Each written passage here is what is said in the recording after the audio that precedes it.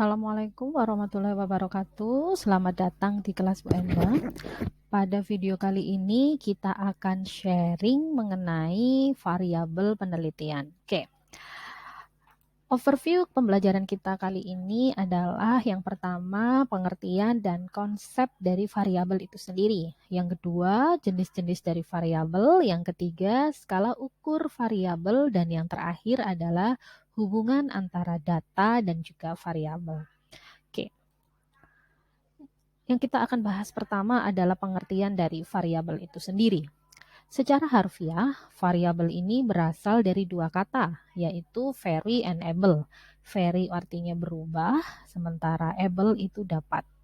Jadi, dapat diartikan variabel itu sendiri adalah sesuatu yang dapat dirubah baik secara kualitatif maupun kuantitatif.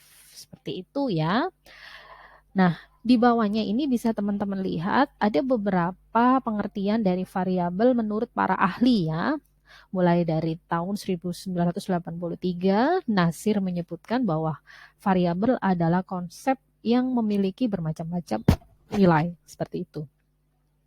Sementara pada tahun 2017, Sony FR dan Bagya M menyebutkan bahwa variabel adalah suatu fenomena atau objek yang menjadi perhatian dalam penelitian yang nantinya akan dilakukan pengamatan dan pengukuran. Seperti itu. Itu pengertian dari variabel.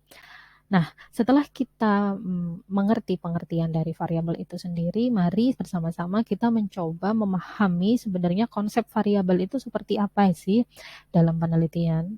Jadi variabel ini merupakan elemen penting ya dalam penelitian karena nantinya variabel ini itu yang akan diukur. Nah, yang akan dipelajari lah istilahnya. Kemudian dalam statistik sendiri, variabel ini diartikan sebagai konsep atau karakteristik atau atribut sifat-sifat dari suatu objek. Nah, objek ini bisa berupa manusia, benda, tempat, dan lain-lain yang akan kita kenai penelitian ya. Yang nantinya hasil dari pengukuran tersebut itu berbeda-beda. Nah, ya, antara satu objek dengan objek yang lainnya. Dan ini nantinya sudah ditetapkan oleh peneliti yang sudah kemudian nantinya akan diukur dan ditarik kesimpulan. Seperti itu. Apa itu karakteristik? Jadi karakteristik itu adalah ciri tertentu pada objek yang kita teliti yang dapat membedakan objek tersebut dari objek yang lain. Nah, contohnya langsung ya kita masuk ke contoh. Ada 10 lansia yang akan diukur tingkat pengetahuannya mengenai hipertensi. Nah, berarti konsepnya di sini atau karakteristik yang ingin dilihat adalah tingkat pengetahuan tentang hipertensi pada lansia tersebut ya. Nah, pengetahuan ini kan memiliki nilai. Bisa pengetahuan itu tingkatnya baik, cukup maupun kurang. Ya kan, dia punya nilai kan. Atau bisa juga dalam angka atau secara kuantitatif. Nilainya ada yang 70 karena dari 15 pertanyaan dia benar 7 misalnya. Kemudian bisa diartikan dalam kualitatif seperti tadi, baik cukup kurang. Dia punya kan sendiri-sendiri berbeda. Nah, dari 10 orang ini tentunya akan menghasilkan pengukuran yang berbeda kan. Nah, mungkin lansia yang pertama pengetahuannya baik, lansia yang kedua kurang, lansia yang ketiga baik, lansia yang keempat sedang. Nah, dari 10 lansia itu kan dia memiliki perbedaan pengukuran dan yang nilainya sudah ditetapkan di awal. Oke, tingkat pengetahuan itu dikategorikan baik, cukup, kurang misalnya gitu. Namun hasilnya 10 orang ini berbeda. Nah, inilah yang disebut dengan variabel. Oke, sesuatu yang dia ini punya nilai, setiap orang, setiap subjek itu berbeda. Nah, misalnya tadi contohnya itu tingkat pengetahuan. Bisa juga golongan darah, misalnya golongan darah saya, golongan darahnya teman saya, itu pasti akan berbeda. Nah, meskipun dia variabelnya sama, golongan darah, tapi dia memiliki nilai yang berbeda. Konsepnya sama maksud Ibu. Konsepnya sama atau karakteristiknya sama, yaitu golongan darah, tapi nilainya berbeda. Oke, lanjut. Nah, sebenarnya banyak ya jenis-jenis dari variabel itu sendiri. Nah, namun yang kita akan sharing hari ini adalah jenis bervariabel berdasarkan dari konteks hubungan atau fungsinya dalam penelitian. Nah, itu terbagi menjadi 5 kategori. Yang pertama adalah variabel independen, yang kedua ada variabel dependen, yang ketiga ada variabel intervening, yang keempat ada variabel kontrol, dan yang terakhir ada variabel moderating. Oke, variabel independen. Variabel independen adalah merupakan variabel yang mempengaruhi variabel lain atau yang menjadi sebab atas berubahnya suatu variabel. Oke ya, jadi dia ini memang variabel sebab lah bahasanya, variabel sebab. Kemudian variabel inilah yang biasanya nanti itu akan diintervensi ya, atau mungkin dilakukan perlakuan-perlakuan seperti itu. Oke. Nah, kemudian yang kedua adalah variabel dependen. Nah, variabel dependen di sini, kalau variabel independen tadi adalah variabel sebab, nah kalau variabel dependen adalah variabel akibat. Nah, variabel akibat atau variabel yang terikat yang selalu membutuhkan variabel lain untuk melihat atau mengukur variabel tersebut. Oke.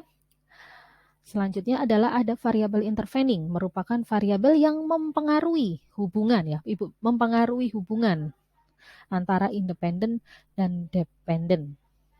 Namun tidak menyebabkan yang hubungan tidak langsung, tidak serta-merta gitu loh, dan biasanya bersifat hipotetikal atau bersifat teoritis.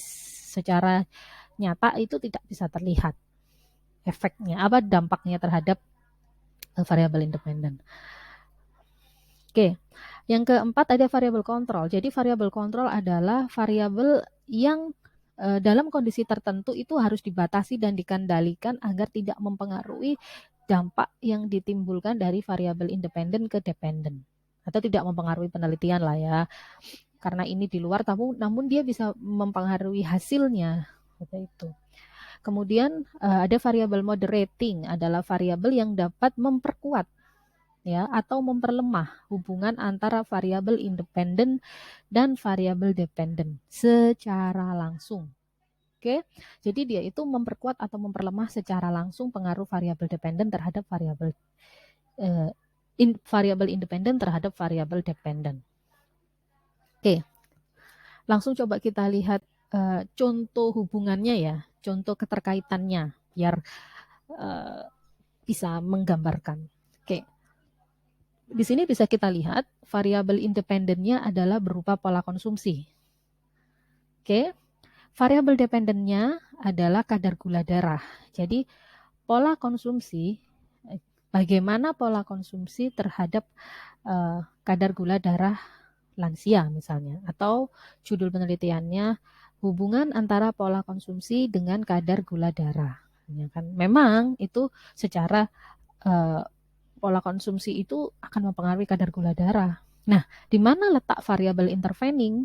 Jadi dia di antara independen dan dependen. Di situ adalah gaya hidup di sini contohnya. Kenapa gaya hidup? Karena secara teori gaya hidup itu akan mempengaruhi pola konsumsi seseorang. Ya, jadi misalnya gaya hidup sehat, jadi otomatis dia akan pola konsumsinya itu beraneka ragam. Kalau gaya hidupnya tidak sehat, pola konsumsinya bisa tinggi kalori saja ataupun tinggi lemak saja dan tinggi gula, sehingga itu akan meningkatkan kadar gula darah. Disitulah letak variabel intervening. Secara teoritis dia berpengaruh, tapi tidak tampak langsung ya. Seperti itu. Nah, kemudian di mana letak variabel moderator? Variabel moderator terletak di antara variabel independen dan variabel intervening di situ. Jadi dia contohnya adalah lingkungan yang dia akan meningkatkan atau menguatkan variabel independen atau melemahkan variabel independen terhadap kadar gula. Misal nih, lingkungan budayanya di situ cenderung masakannya itu manis, sehingga teman-teman ini bisa lihat ya, jenis masakan yang khas Jawa Timur dan khas Jawa Tengah itu kan cita rasanya itu kan berbeda. Nah, mungkin kalau sering kita merasakan gudeg, nah kalau gudeg itu kan lebih manis, ya kan. Sementara kalau cita rasa khas Jawa Timur itu kan dia lebih ke gurih dan asin. Nah, itu kan lingkungannya sehingga pola konsumsinya itu akan terpengaruhi dan akan bisa meningkatkan, entah itu akan menguatkan atau itu akan melemahkan terhadap kadar gulanya. Seperti itu ya, teman-teman. Ini contohnya. Kemudian selanjutnya adalah contoh variabel hubungan antara variabel bebas, variabel terikat, dan kemudian variabel kontrol. Contohnya di sini Ibu kasih contoh yaitu metode mengajar dengan IPK mahasiswa atau nilai dari mahasiswa ya. Nah, kemudian variabel kontrolnya adalah berupa mata kuliah. Kenapa mata kuliah? Karena mata kuliah itu berbagai macam. Ya, ada yang dia berupa praktikum, ada yang tidak ada praktikumnya. Nah, metode mengajar yang terdapat praktikum dan tidak ada praktikum tentu akan berbeda. Makanya dikontrol lah agar tidak bias. Nilai ini nilai praktikum dan nilai tidak praktikum. Contohnya seperti itu ya teman-teman.